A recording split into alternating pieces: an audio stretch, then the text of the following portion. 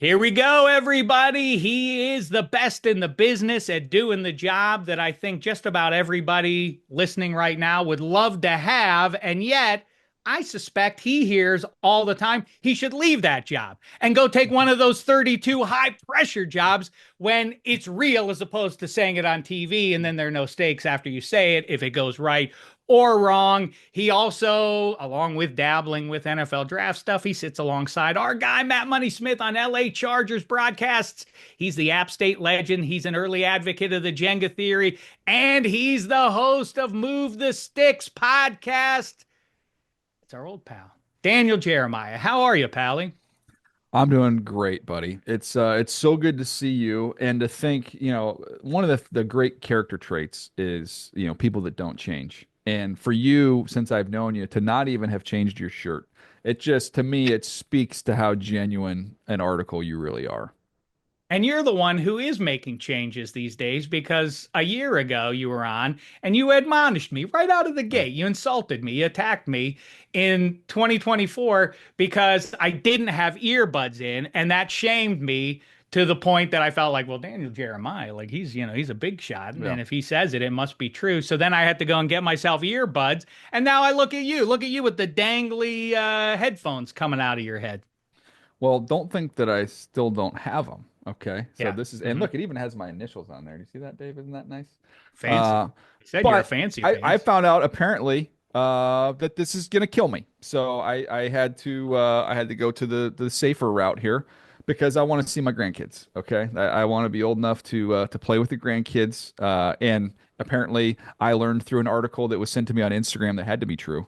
That if I wear those little things in my ears, sans the wires, I'm gonna die tomorrow. So that's why I have these. So, and I'm Speaking, enjoying our last conversation together, by the way. and look at you laughing when you hear I checked out in 2028 or 2029. I expect this will be a similar reaction. Who Speaking signed of the dying, basketball? I've always looked at all the football stuff behind you, but what is that an IU basketball? What is that? it is good eye. It's an Okay. Indiana University basketball, and you'll note it was signed by one Robert Montgomery Knight to I my like old it. man. Both of them have departed the planet Earth. Maybe they were wearing earbuds. I'm not sure exactly. But I claimed it as my own, and there it sits I'm here trying in to my find my. my museum of nerdity. Hold on. Hold on. Where is this? Well, I have this book around here somewhere, but I'm gonna read you the excerpt from the Night book. Not Season on the Brink. It was a later one, where it quotes talking about my aunt who he was very fond of Is that in the book. right? Yes, she was the. I've told you this before. She was the head women's coach at IU. I Uh, forgot about yeah, all that, and Big Ten Coach of I've the Year. I want to say 84, 85, somewhere around there. But yeah. So yeah, he was a big fan of hers. So I've been an IU basketball fan, as you know, forever. So I was curious who had signed that. I have a picture. And I have a Happy Birthday Daniel signed Bob Knight picture that I have somewhere. But I don't know where it is. amazing. I don't have the high eight cassette tape that he once broke at the end of our interview because I asked one too many questions that he didn't think was a good question, and then he swore at me. He told me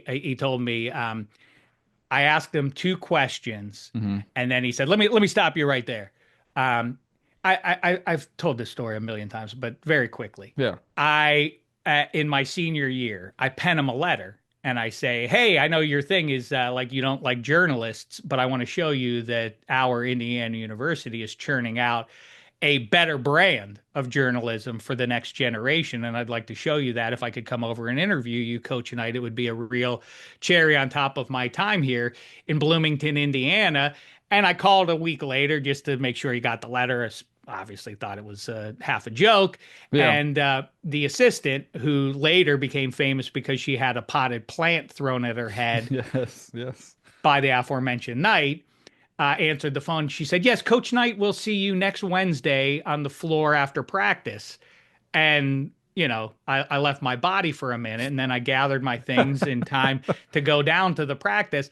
And I went to the office in Assembly Hall, Yeah. and she said, "Oh, coach is going to meet you down on the floor." Hmm. Uh, the floor of Assembly Hall? Nice. I mean, I'm a Holy child. ground. Yeah. This is a big spot for Dave. So we go down to the floor, and there are the Indiana Hoosiers finishing up practice, all at the free throw lines, all around the court. Yeah. And I go to set up our video camera right in the middle of the floor, Hmm. and over saunters. I mean, like it looked like an eagle more than he Oh, the did a general. man. A Come on. striking, Yeah. big man, 6 foot Yeah. four, 6 foot five kind of character in the classic red sweater. And he comes over to me and he says, "Nobody said anything about video." Oh. And I was like, "Uh-oh, we're Yeah. in bad shape." Well, coach, let me explain why we're going to capture this on video in addition to the questions. And so we begin, and I asked him one question. He didn't love it. Then I asked him another question, and he said, "Let me stop you right there. If you can get your shit together by tomorrow, you can come back and try this again." Uh, Come on. Are you serious? I had joked on the way over. Yeah. I had kidded on the way over. Wouldn't it be great if Coach Knight got into us? Like Yeah. what if he treated us like he treats Uh, the rest of the media? And then it wasn't as funny when he was doing it in the moment. And then he turned to walk away, and then he said, "Wait a second, let me get that tape." Because he knew he had just yeah. done this on tape. So he Yeah. took the tape away from him. And then the shooter, who I was with a minute later, says, "I have other stuff on that tape Oh beyond just no. what just happened here. I got Yeah. to get that tape back." So we go and we knock on the team Oh. Oh door, no. and Yeah, the that tape's equipment gone. manager's That like, tape's he's gone. like, that's exactly what he Yeah. said. The Yeah. equipment manager's like, "Let me go check on that." And then a second later, he comes back. He's like, "Sorry, guys, that tape's gone." Like that. I went and stewed for the night Uh, and sought the counsel of chums. And I said, "I can't go back." And yeah. they said, "No, you do have to go back. This is his challenge to you Hmm. as a man and otherwise." And so I Hmm. did go back and I asked him a bunch of softballs, and he approved of those. And then at the end, he said, "Now that's how you do an interview."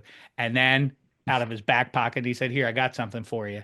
And it was the tape that he had glued and taped all back together. And then when we went back and put it into the machine, and it didn't work. And Yeah. thus ended my experience That's pretty good. with Bob Knight. There you go. That's pretty We have good. any time to talk about football now? I got everything I came for. I'm good. All right, we'll see you. Take care, everybody. Um, you know what you did just do, because you mentioned death, and I'm a Yeah. half-wit who seizes on whatever word he hears that he wants to talk about. In preparation for this, I was going through some old NFL drafts, and on in the background was a James Bond movie. My 8-year-old girl, for some reason, is interested in Daniel Craig James Bond movies, and he was running on top of a train car, and it occurred to me because you're a pop culture guy. Um, is there a bigger difference between reality and movie reality than the number of deaths we've seen between people fighting on top of train cars? I submit that no one in the history of mankind has ever been on top of a train car throwing hands with another guy and then gets killed, whether he gets knocked off or he doesn't see that they're about to go under a tunnel. That's a big one for the bad guy, getting hit. Like he doesn't know that the tunnel's coming up right behind him. Blah, he runs into the tunnel, and then James Bond ducks down just in time so he doesn't meet the same fate.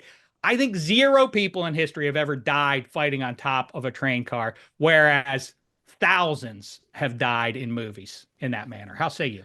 I would say I agree with you, but the only thing I would say is that you're also leaving out one other important difference between movies and reality is the subway, where your head has to be outside of the subway, and Right, right, just right, as there's apparently like a stop signish thing that's and you got to get your head right back in the subway right before you get hit right. with that little sign. The guy with you, he doesn't know. He's not thinking there's a sign on the outside of this tube that's going underground, and then bam, he gets caught with that. So the question would rather be what's killed more people in movies? Is it the subway sign thing, or is it the top of the train with the tunnel? It's tough. I mean, this is early in the conversation, and this is a really tough one to solve.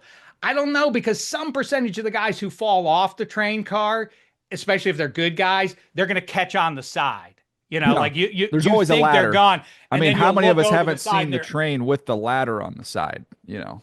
Yeah. I also wonder, speaking of that, because then you need a hand up. I Mhm. wonder in the history of real people, how many times somebody has been hanging on the edge of a cliff or a bridge, and then somebody reaches a hand down there to help them, and they do that thing where it's like, I got you, I can't. And you see their hand slowly Oh slip out. yeah. How many times has that happened in real life? Have two people been in that spot where one guy just slips out and And you watch him fall to his how doom? many times is the guy who gets helped up, whose life is saved, has a little something snarky to say when they get up and get saved? Untouchables. Hmm. He's hanging off the side. We get him up on top, and he makes a smart aleck comment about his friend that died. Boom, we're pushing him off the building. Now he Like, gets run off the other yeah, side. Right, right, yeah, right. Yeah, yeah. yeah. Frank Nitti. All right, listen. We've covered a lot, but now let's get into some I'll football go the stuff. Eagles by 3. Can I tell you something? I heard already what your your Super Bowl pick Yeah. is the Eagles, and you said by 3. I have them by 4. I think we're both Okay. gonna come in right there, and maybe we can get into that later. I don't want to bend your ear about a conversation that everybody's having right now. Let's talk about some other stuff here that's going on in pro football. As a matter of fact, it's a part of our ongoing series of the have-nots right now. If you got to the Super Bowl, consider yourself one of the haves. Now, the loser probably doesn't go to the Super Bowl next year, given the history in the 21st century of Super Bowl losers. But let's try and cover the rest of pro football, shall we? Let's jump all the way by train or DeLorean or otherwise to August of 2025 here in the QB League. And let's go through these names. I'm going to give you the name of a player. You tell me what team he is going to be playing Ooh. for in 2025. I love doing this stuff with you. I remember a couple of times sitting with you, and you and I went back and forth on what's this team's record going to be. And we Hmm. kept the math as dorks. Like, we're like, well, if you give them 9, it doesn't make sense. You can't give that team 7 Yes. because the Yep. math, that's too many Doesn't wins. matter if the math doesn't work, then it's a dumb process. Right. So I know you'll take this seriously because this is a serious Yes. exercise we're going to do. And let's start with the guy Malik Neighbors is talking about. His football team is going to go after this quarterback and his 1A favorite target in Los Angeles, Matthew Stafford. Where's Matthew Stafford throwing the football in 2025? Matthew Stafford in 25. It's not. I mean, I saw Breer say that he could be available, and maybe there's a chance. Um, all right, I'll say he's going to Pittsburgh. I'll say he's going to Pittsburgh. My gut is he stays in LA, but because I want this domino sets off a chain reaction. I think it's more fun to have him Ooh, go to Pittsburgh. spicy. Yeah. The Pittsburgh Steelers, you say. Now, you heard Mike Tomlin a few weeks ago say that essentially say the Band-Aid experience ain't working for us. We got to get a young guy and Mhm. lean into that for the next decade and a half. You Doesn't mean you you think can't they're still willing draft. You to? still can draft. You want to draft Jaxson Dart or somebody else down there as well? Go ahead. But I think you're trying to save the last few years that you have of TJ Watt's prime. Wow. Okay, stunner right out of the gate. Kyler Murray, is he sticking around at AZ for another year at least? I have him going to the Steelers. Um, Boy, Eddie Spaghetti, just get ready. You got to clip every quarterback name I give you and say, Daniel Jeremiah predicts he's going to the Steelers. We'll get so many clicks if we just do it with every single quarterback. uh, just because Kyler Murray, we had just had the integrity discussion, so I was going back to back with the same team, no matter who you mentioned there. He's I gonna be in like it. Arizona. He's gonna be in Arizona. He's not going anywhere. All right. I mean, by the way, I'm sure you've already done it, but 45 minutes on Kyler Murray and Kyler Murray alone would be an interesting deep dive where he is in his career with that roster, what the prospects are going forward, all the rest of it. Brock Purdy, definitely sticking around San Francisco. Yeah, he's not going anywhere. Kyle loves him. I know he does, but They're gonna pay him.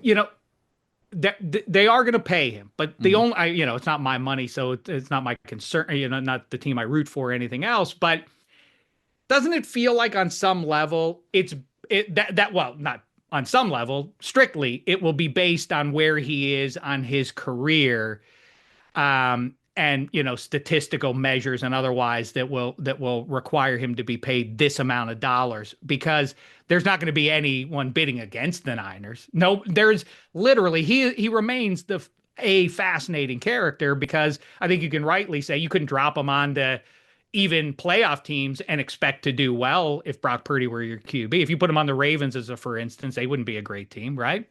He's been certified. He's been stamped as a Shanahan, fit. So I just think they're bidding yeah. against themselves, right? There is some of that, but To I keep also him. think they like him so much that it's almost a respect factor that he'll do well Okay. above what he could get elsewhere. So no Aaron Rodgers or any of that kind No, of I don't stuff think that so. are the rumors out there. Geno sticks around Seattle for Yep. another year. Another year. Um, Given the Schottenheimer hire and everything else, I did think I thought there was a chance that Dak could move. Is there any plausibility to that? That I assume the ship has sailed now that Schottenheimer's in there and Dion is not. That Shador is not going to be forced upon the Dallas Cowboys as part of the Dion experience, right? Yeah, Dak's not going anywhere. I think they'll Okay, Schottenheimer. I think that's the reason why they hired Schottenheimer is for Dak. here's a big one. Oh, you do? Okay. Here's a big name, at least, or Mm. domino. Sam Darnold. Rams. Ooh. Well, I mean, I guess I got to replace him, huh? So And I think that's the fun carousel side of it is if they decided that they could get Sam Darnold and then pay him significantly less than they would have to pay Stafford if they want to make Stafford happy and redo his deal. So not only are you saving some money there, you're sending Stafford out, you're getting more draft capital. You already have a really good young nucleus of players, and now you're going to get an extra pick. Sam Darnold steps in there. I mean, I think you could make a case that that kind of works out for the Rams. oh, absolutely, I do. As I always say, the takeover of pro football by Shanny and McVay is profound, and there's a good case to be made that you'd be better off minus three or four high end quarterbacks. You'd be better served by having one of those offensive coordinators than almost any quarterback in the sport.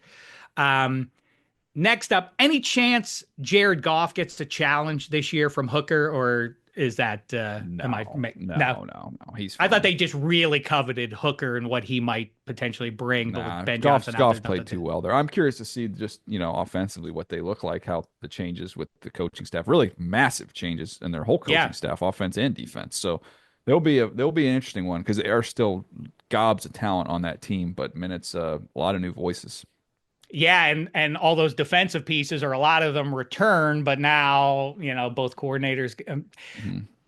I agree with you. Fascinating team for 2025. Speaking of fascinating, forever, same division or was in it for a long time. Aaron Rodgers. I'm gonna say Aaron Rodgers retires. Ooh, have any reason to think that? I just think he could. I think he's. I don't know what opportunity is gonna really excite him. I think the Jets would going back to the Jets would still be possible. Maybe that's the most likely of the places he would be if he's going to continue to play. But I'm going to say there's some TV money out there for him. He can go take it. Maybe, but just Devil's Dameshek at Indianapolis, Tennessee. Yeah, I mean Tennessee. I think he has a home there. I want to say he has a home there. There's some connections or ties with him to Tennessee, but they're not going to be good enough. Indianapolis. I don't know. I mean, I don't see it. I think it's either Jets or he retires. That's my guess. All right, I'm going to give you one more Okay. place that would make some sense, obviously. The Cleveland Browns. No, I think this experience of trying to turn around a team that's done nothing but lose for a very long time probably hasn't gone all that well. Okay. We'll see what the Bengals do with the pieces around Joe Burrow, but I'm pretty sure they're going to bring Burrow back. And I think the same is true for the Ravens and Lamar Jackson. And we just did the Browns. So who's left in that division? Ah, yes, the Pittsburgh Steelers. Let's bring it on home with them. And I'll do it backwards here. Hmm. Who is their starting quarterback when the season gets going? Yeah, I said Matthew Stafford. I think that's fun. Oh, I yeah, think you that did. I'm yeah, sorry, yeah. I forgot. I mean, good That's night. I right. mean, I know you've switched to the non-wired headphones, but I forgot. Yeah, see, it's already yeah, you're taking not its hearing. toll Yeah, on me. yeah. You got some serious issues there. By the way, can I give you a fun project, Dave? I'd Uh, like that. um, look at the the experience of the Super Bowl winning defensive coordinators over the last 15 years. I Look think at go all ahead. of them. Like it is, Raheem would be the one who maybe wasn't. He was coached in the NFL since he was very young. But like you just think about all these young coaches that we hire in this league every year, like getting their first shot, defensive coordinator, officer, just defensive coordinators. It is a lot of Spagnuolo run defenses. Jim Schwartz has one in there. Bill Belichick's got a bunch in there. Pete Carroll is got him in there. Here comes Fangio. Wade Phillips, and we have Spags is a bazillion of them, and Fangio is going to try and take him out this year. Like it's just kind of funny. We always try and find the young coaches, Hmm. but man, in terms of Super Bowl winning head coaches or defensive play callers and running that side of the ball, there's value in having some wisdom there on that side. I mean, I will give myself a soft tap on the back for saying that about what Washington did with Dan Quinn. It's funny Hmm. in the NHL, you've seen that yield results over the last few years. Is like, oh, this is so uninspired. This retread of a coach, yeah, knows his way around and all of that. There is some merit in that instead of rolling the dice on like, is this guy who's real clever with the X's and O's as a coordinator gonna elevate and be a leader of men, 50 all and dealing with personalities and everything else. That is an interesting detail. What do you make without turning this into too steelery a conversation, but people do love hearing what Daniel Jeremiah thinks about their favorite football team. And if I haven't mentioned it, my favorite football team is the Pittsburgh Steelers. So quickly, more melodrama here. Once again, as I predicted last March that Russell Wilson would not resolve all of the conflict. And here we are once again. And it does feel to me like Russell Wilson's sources, I don't know this, no one has verified this for me, but there is talk that Russell Wilson didn't play well down the stretch after Arthur Smith, the offensive coordinator, told him stop making checks at the line, run the plays that I am giving you. I don't want you, even after succeeding in Cincinnati, and that's what caused the demise of the Steelers offense in the last month of the season. How say you on the plausibility of that? Because as you may be able to hear from the sarcasm in my voice, I do not think there's any reason that any Steeler source would say like, yeah, that's what's good. That's what happened there. If they didn't want Arthur Smith around and were trying to chase him out of the building, they would fire him, right? I would not have that anywhere near the top of the list of my potential thoughts on why they faltered down the stretch. Number one, first and foremost, is they look like a dead-legged team. They look Hmm. tired and exhausted, which to me is reason to at least consider, studying practices in terms of how aggressive you want to go in training camp. I love going to Steelers camp because it is like an old school. I mean, they are hitting there in pads, and it is they come out the gates hot because they're so weathered and worn with how they approach it. But now this is a lot of evidence now of them faltering and falling apart late in the season. So maybe there's something they need to look into from that standpoint of trying to maintain their legs a little bit because they just look tired and slow. And then Hmm. the slow part being the other major thing for me is that they just need a major infusion of team speed on offense. Like they're just not fast enough. Najee Harris, I know, is like a fan favorite because he's tough and he falls forward and he's physical. He's got no juice. If you're going to be a team that's reliant on the run game, you got to be able to pop some explosive runs, and that's not 10 and 15 yards. That's every now and then having a 50 or a 60-yard run capability. They don't have that. So that would be kind of some areas that I'm looking to address: more speed and athleticism at receiver, a running back with some juice, and then maybe considering how we approach training camp or the off season, or and maybe there's other reasons for it, but there's too many instances of them falling apart late in the season for them not to make some adjustments and some changes. I feel like the last 5, 6 years since Roethlisberger hurts his elbow has been a remarkable coaching job by Mike Tomlin. That this team is always vying for the playoffs and often getting there without a quarterback. You don't Mhm. have a top 10 QB, and nevertheless, they are always contending, at least for the postseason. And I advocate that versus 15 or 20 years ago, even the delusion that you can make Super Bowl runs without a quarterback, maybe one magical Not in Joe the Flacco. AFC. Yeah, yeah, it just doesn't exist the way it did a dozen or 15 years ago. They continue to modify the rules, and people will point in Pittsburgh to look at what Bill Cowher did. He had Neil O'Donnell. He went to the playoffs. Cordell, look at him. He went to state. Look at how they did all that. The game has changed, and I think Hmm. that's a major element that people are kind of missing, including Mike Tomlin. I think Mike Tomlin has not necessarily adapted to the reality witnessed the last year. He thought he could make not get to the playoffs as he has for the last handful of years, but get to another level because he had Russell Wilson, and Russell Wilson doesn't have at age 36 the skill set required to compete with the actual high end QBs. How say you? Yeah, it's fair. And I just think, especially in the AFC, it's the same reason why Cleveland, even though they said they won't entertain it with Myles Garrett, should at least see what it fetches you, because he's a great, great player, Hall of Famer, first ballot, but you don't have a quarterback in the AFC right now. It's going to be tough to navigate those waters. So every Okay, so that decision brings should me be to this made with then. that in mind. I hear you on right. I hear you. What they could get for Myles Garrett, what the Steelers could get for TJ Watt. The question is though, and I've seen your top 50 players and I've seen your mock draft and all the rest of it, and I've heard you talk about Cam Ward specifically. That would be the one guy I would think would possibly be somebody who you would go up to try and get. I do like the raw skill set, and I like the actual results on the field, especially last year with the Canes. I'm picking up, if I'm correctly picking up what you've been laying down the last month or so. You don't think Cam Ward is that level of guy?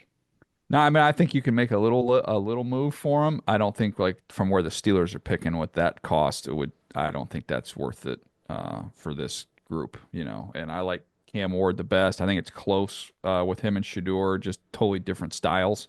But to me, I've just made the argument that 26, 27, let's just get as many resources as we can. Yeah, unfortunately, last year was the year to do it. We had six quarterbacks go in the top, whatever it was, 12 picks. So, that's not going to come around very often, but I know what this year is. I don't know exactly for certain what we're getting in 26, 27, but I know just casually watching, even, as I'm doing other guys, I see some quarterbacks that are intriguing. So I would be trying to amass resources in those years, but that requires somewhat, I won't say a run to the bottom, but it requires a little bit more long-term plan, which some teams, and I don't see the Steelers ever doing that. They're just never going to be comfortable with saying we're going to take two steps back and maybe be a 4 or 5 win team in order to get the quarterback I we need. agree, but then that leads you to the notion of like Mike Tomlin walking around last spring around TJ Maxx and thinking he found a big deal in Russell Wilson. Well, there's a reason why he's a TJ Maxx at a cut rate price there, coach. And um, you know, I I think that the coach over there in Denver, as soon as that deal happened, it is funny how people will align themselves provincially and everything. Like, Mhm. what? He obviously doesn't know what he's talking about without Drew Brees. What? I think he knows what he's doing, and Mhm. I think the last year kind of proved out that he does know what he's talking about. And now my concern is legitimately not my concern. My assumption is that Tomlin is not a QB whisperer and has been able to succeed despite that fact. But if you look at the results, when he has a strong offensive coordinator, the results tend to be a lot better when Tomlin can give that over to even Todd Haley or Bruce Arians or even this past year, Arthur Smith, despite the sometimes meager results. All right, I don't want to do too much about the Steelers here, but I do have to ask you this one. Give me three names in the first round that you could see them grabbing, and then do the same in the second round. Good Lord, Dave. Yeah, that's right. That's right. You showed up to work, friend. Yeah, This ain't a bunch of grab ass time like hold you and Matt on. Money Smith do up there in the booth. I don't know what you're doing up there. Hold on. I got my list in here. So what, just tell me a position that you would be interested in, and I'll tell you guys that I have in that range. Okay. What pick are we at Running here? back. How about that? You would assume that Yeah. they're going to have to go running back or wide receiver in the first two with a pick in the first two rounds. Well, in the first round, I would run the card up for Ashton Genty if he got down there. If If he got people that just, far down, yeah, I would run it up there. In the second round, I'm Travion Henderson. I think is going to go from Ohio State. I think he'll go early second round, so there kind of might be in between there. Um, he's like, again, I want somebody with some juice. So That would be the one that I would be most excited about. Maybe that requires you trading back a little bit and then pull the trigger on him. He would be a home run pick there. So Hmm. I'd be excited about that. Receiver wise, the two receivers that I've said for the Steelers kind of going through the process is like professional, reliable, not Hmm. crazy, for lack of a better word. And that would give you two guys in Emeka Ibuka from Ohio State and Matthew Golden from Texas. I have them right next to each other. I have Golden one spot over Ibuka, but they're right in the Steelers mix there. I think they kind of fit in the second round. You'd be looking at somebody like Jaden Higgins from Iowa State. Would be a fun one. And then I'll tell you, like Jack Besh, who we saw at the Senior Bowl, feels like he could be a good fit there too. Who's big and physical, but again, like just you need pros. There's too many immature dudes in that receiver room over the last 20 years. Get some professional dudes in there. Okay, interesting. Sorry to put you on the spot like that, but No, a couple interesting I names. gotta pull up my list here. I And gotta by get the through it. way, I say that it should be assumed that they're going to take a receiver in the first couple of picks. I guess depending on where they are on Roman Wilson, that kind of We will never play saw him. like Yeah, an extra draft pick to suddenly drop onto the roster that was not available all of this yeah. past season. Just two more draft names that are intriguing here. First of all, Travis Hunter, you Mhm. say he should lean into being a wide receiver. Is he good enough at either of those to be just a corner or just a receiver, or is his value potentially? I guess you've already answered the question, but isn't the excitement of drafting a corner slash receiver that high up? And I assume it's going to be in the first three picks or so. Mhm. Is that you could be like, he's Roy Green 2025. He's playing on both sides of the ball. Everybody look at it.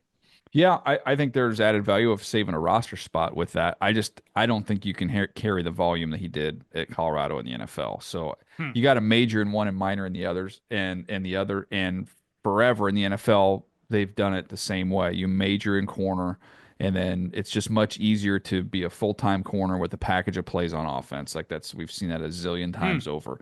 I don't know that I can ever really think of one who, did it the other way, who was a, full-time receiver. I guess Troy Brown maybe got a couple snaps in on defense, but that's very rare to have somebody who's full-time on offense who dabbles on defense.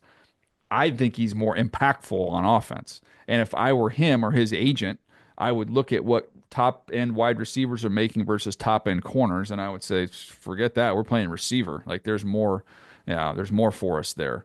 So I'm kind of the outlier on that. Everybody else seems to think it'll be full time defense, dabble on offense, and that's more than likely what ends up happening. I personally like him more on offense, and I think at his size, as a full time corner, there's not a great track record of guys that are under 180 pounds, and he is not big, holding up.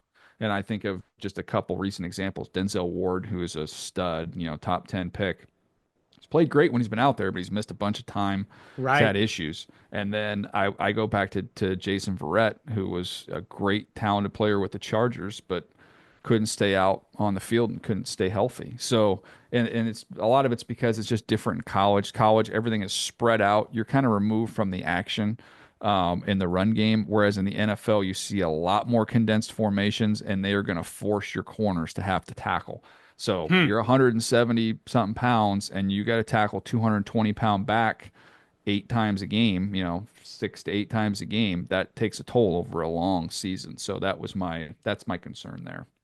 Interesting. You mentioned Jaxson Dart, and you could talk me into either side of the rolling argument of analyzing quarterbacks, and fascinated to listen to you endlessly talk about it. And I love to check in with you during that as it unfolds year after year. It goes something like, this draft class is going to be great before the college season starts. And then at Yep. some point you start to seize, I like this guy. I could envision him on this team and all of that. And now we got to the point with like, I don't think any of these guys are really worth it. I don't think any of these guys, Jim Nagy just said, who's great. And I know he's a pal of yours and he is great, but like the, none of the quarterbacks available in 2025 would beat out any of the top six from last year. That feels hyperbolic to me. Cam Ward is better, or on a piece of paper is better than JJ McCarthy or Bo Nix is. He may not be a better player in the NFL, but the guy who people are now magically, even though he wasn't a month ago a first round pick, a lot of people are now trying to talk themselves into it, or maybe it's a valid thing. Jaxson Dart, what gives here? Is he a first round pick? He's my 41st player, so Okay. I mean that puts him in the ballpark. And quarterbacks are always going to get elevated and pushed up, so it wouldn't totally shock me. He's someone who's gotten better every year, which is obviously a positive thing there that you see the trend line is going the right direction. He's thick, sturdy, strong kid. He can run. He's got I think over like 1,400 yards in the SEC of running. He's been through some adversity, going from SC to Ole Miss. So there's a lot of things there to like. Now he's not pinpoint accurate. He's got to clean up some footwork stuff. He has a good, not great arm. And that's why to me, he felt like when I'm watching him like this is a second round pick who's got the potential to be a starter, but I'm not going to say it's a slam dunk that he's a starter, but there's potential there. I've got to meet the kid. He's a great kid. He's really Hmm. smart, sharp. I think teams are going to enjoy being around him. So if he ended up going in the first round, it wouldn't surprise me at all. But I will go back to your earlier point. I From a grade standpoint, I have the same grade on Cam that I had on JJ McCarthy and on Nix and Penix. All of those guys had the same Hmm. grade. So I don't think it's outlandish to say that he would have been picked behind those guys. Like, he was clearly I behind don't the think it top three. outlandish, no, but that's such a definitive statement. Cam Ward wouldn't rise above a half dozen QBs that were Well, drafted the last thing year. was, I think it's hard because last year, if Cam Ward would have come out into last year's draft with all of those quarterbacks, he 1,000% would have been picked behind all those guys. That makes sense. Yeah, without the evidence Yeah, of of last this year season at at the Miami. Yeah, okay. You mentioned Denzel Ward, and in going through it, I think 2018 first round might now vault past the 2011 first round, which is an all timer. The 2004-ish draft. We can have that yeah. conversation at another time.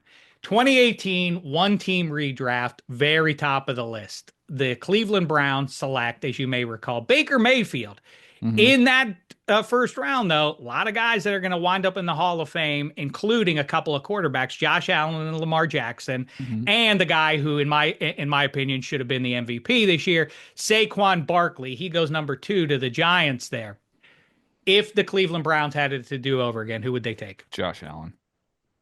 You say that so easily. Why? Why is that such a breezy choice over Lamar? I love Lamar. I just think that Josh Allen not having, all the benefits in Cleveland or, Cleveland not having the same setup as they have in Baltimore in terms of the offense he came into there with Greg Roman and everything set up in Baltimore when Lamar came in there. That was kind of built for Lamar. I don't think Cleveland at that time was built to be able to feature Lamar and get him going. Now, obviously, Lamar's improved so much throughout his career that now I don't think he's coach dependent at all. He can do anything you want to do and has all the incredible athleticism. I think Josh Allen could have plopped in there. He would have probably been a little bit rough for a year or two, but his size, physicality, they would have righted the wrong of Ben Roethlisberger. They would finally have their own guy who was the big, rugged fit in that city and that offense, and who could you could get the stuffing kicked out of him, and he just keep bouncing back up each and every time. By the way, I just did a what the if for Lebitard, and the answer is pretty obvious, but Baker Mayfield was the answer. They should have just kept him, and if they didn't have 100% confidence in him, draft Kenny Pickett out of Pitt or someone else in that draft to back him up. And the thing people forget about with that is they say Baker Mayfield, what's he, Joe Montana now all of a sudden? Well, he would have been a lot better than the situation that Sean Watson found Oh himself in yeah, because they had to give all those first round picks yeah. away. All If they and would the have had money. those first round picks and that loot to build Hmm. around Bake, that team would right now would still be a juggernaut, and you would not be hearing any complaints from Myles Garrett. But the NFL, not just the AFC, is ruled by Patrick Mahomes. So now my last question for you is one I asked you a year ago. I need an update on it. How many of the other 31 teams would Patrick Mahomes be able to take to the playoffs? Oh gosh, how many You're would he just swapping him in. Everything else just stays the same. You're swapping just him putting in? 15 in. He's the GOAT, isn't he? So we have what? 14 teams make the playoffs. Mm-hmm. I would say he could have taken another six or seven, maybe. So Okay, that's a reasonable 20, answer. 21. Yeah. A year ago, there was conversation, and I asked you and other credible people, and I think almost every single one of you was like, I think pretty much all of them. I thought, what are we talking about? I mean, can't No. take the bum roster, can't drag every bum roster into the playoffs. But what Patrick Mahomes is going to do, or in part is doing, we talk about Josh Allen and Lamar Jackson. We already know a year from now when I'm talking with Earbud, or I'll be gone. Eddie Spaghetti will be Yeah. hosting because Yeah. I'm I'll have excited for Eddie's era to begin. I'll have met my unfortunate demise because I didn't listen to Daniel Jeremiah when he told me don't wear the earbuds. But we already know at this time next year, at best, Josh Allen or Lamar Jackson still doesn't have a Lombardi. How Hmm. about that? Those guys, somebody or somebodies are joining Dan Marino on Marino Island in about 5, 10 years from now. Yeah. They're gonna get a gold jacket, not gonna get the silver trophy. Yeah. It's hard to believe. And they all ended up in the same dang conference. So that's not even they have not even got to the Super Bowl. Forget winning it. Can't get there. It's just got to get over Yeah, They got listen, to get Peyton and Mount Reed. Roethlisberger were in a conference with Brady, and Tarkenton was in Yeah. an era with Snake Stabler and Bradshaw and Staubach. I don't weep for the modern QB any more than I do But the just other guys who didn't get over. look at the names of the NFC quarterbacks over the last 20 years and compare them to the AFC quarterbacks. It is wild. It Yeah. really is. It's weirder even than the NBA's Western Conference reigning for 20 years inexplicably, with Hmm. Michael Jordan on the other side too, by the way. And yet Yeah. you always understood that the Western Conference, how one conference got all the good quarterbacks is beyond me. But all right, It's crazy. enough's enough already. I got to go fight somebody on top of a train. So if you'll allow me, I'm going to take leave of you now. But Daniel Jeremiah, one of the great people in the business, always good that everybody it encounters. We appreciate you encountering us for a Hold on here. very long conversation today. I'm As looking. always, I'm just solid looking. gold, I'm man. looking for this picture. We got a picture somewhere of Bob Knight's birthday thing, but I'll find it. I'll send it to you. Ooh, I look Yeah. forward to checking that one out. Thanks, buddy. Make sure you're checking out Move the Sticks, all his draft coverage. Fear not, don't get down in the dumps, football fans, because as soon as that Super Bowl ends, it becomes Daniel Jeremiah time from now through the draft, and we'll all be better for it. Everybody loves watching DJ talk draft related stuff, and we got a little head start on it here. Thanks so much for the time, Pally.